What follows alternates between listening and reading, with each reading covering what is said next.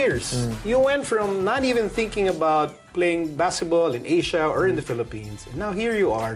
You sound like you're 150% invested emotionally and physically in playing here.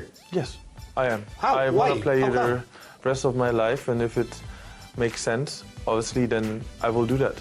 You know, I don't know. I just like the culture. I like the country. I like the San Miguel organization, how they have been taking care of me. Like, there are no complaints. That's nothing you take for granted, and that's what I learned in my long professional career, because I have just a short career here in Asia, but I have a much longer career everywhere.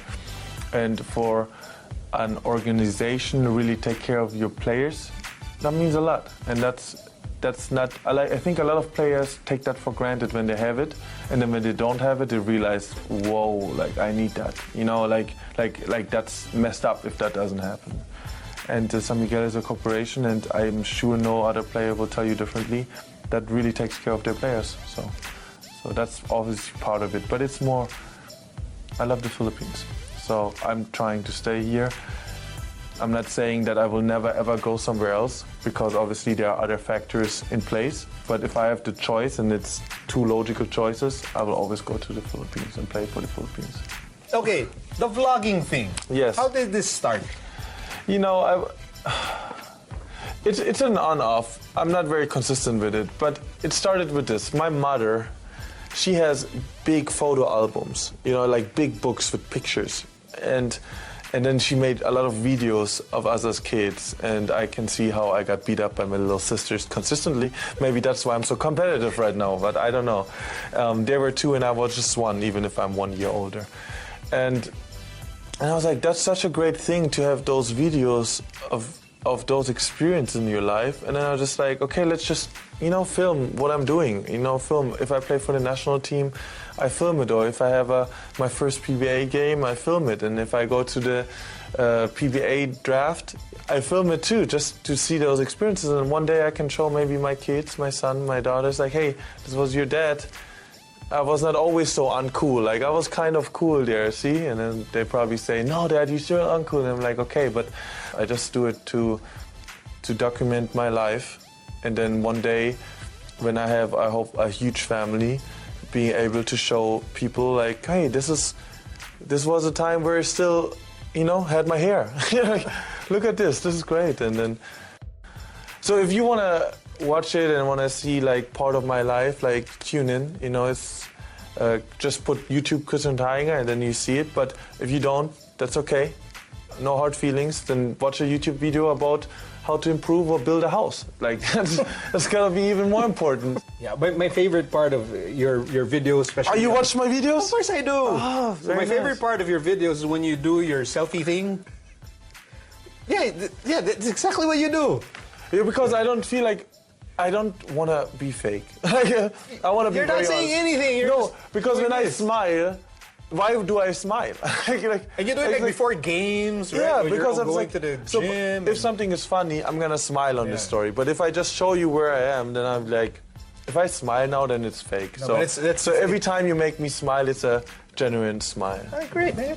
Okay, so you're smiling right now. Yeah, I have I'm personally curious about your relationship with your teammate on both the national team and on San Miguel, and that's Junmar Fajardo. Okay. Why? Because you are two fantastic, really tall players. People will probably always wonder how you guys are together on the same team. Is there some sort of, you know, like, you're competitive? I know Junmar, you know, Junmar is a relaxed guy, but he's competitive too, right? He can be very funny, but he can be very serious. Yeah. How would you describe your relationship with Junmar Fajardo? I don't. If anybody ever has beef or problems with Junmar Fajardo, then it must be a bad person, because this guy is just the nicest guy ever. Like, I thought maybe, you know, there are no dynamics. There's nothing. He's just nice. We actually play sometimes a computer game together online. I'm not gonna mention it because, you know, I'm not gonna free advertise them, but like, we play against each other. He's just a nice guy, plays hard, humble, You know, like, I met a lot of people in my career that act like they're humble, but it was just an exterior because they know that more people will like that. I can tell you, Juma Fajardo is truly humble. Have you had experience with bashers online? Yeah. Yeah?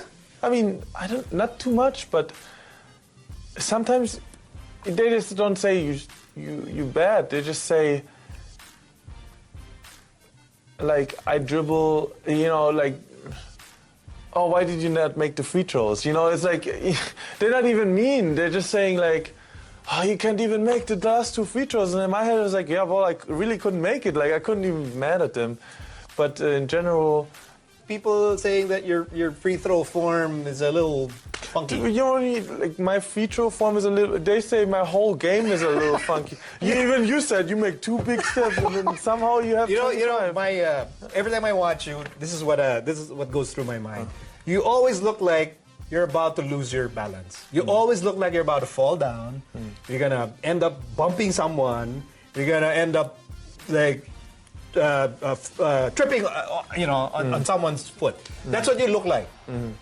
Because you're some players look like effortless. They look like they're doing ballet. Like Jordan Clarkson, right? It's beautiful. It's a work of poetry. Yeah, right? Yeah. Work of art. Yeah. You're like you're not. You're an you look ugly. No.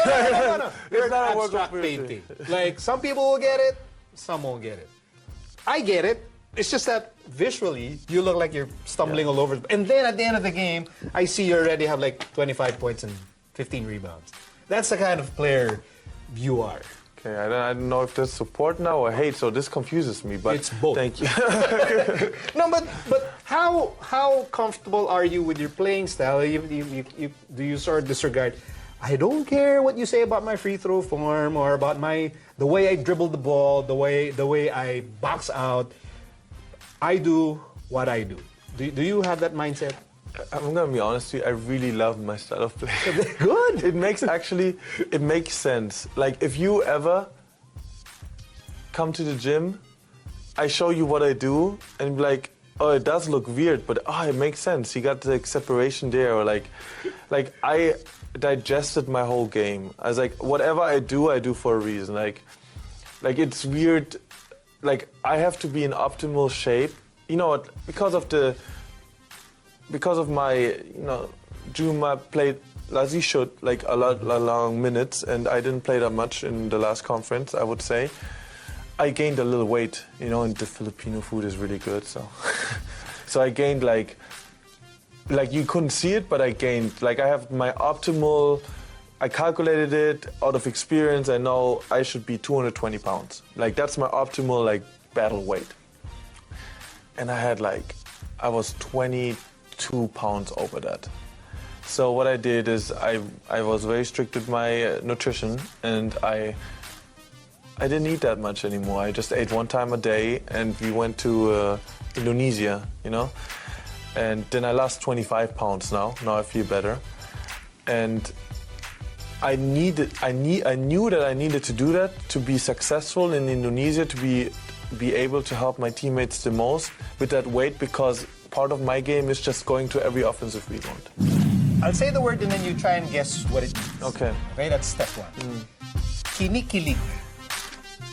Kilig means doesn't kilig or something? It means excited and really like somebody or something like that? Very good.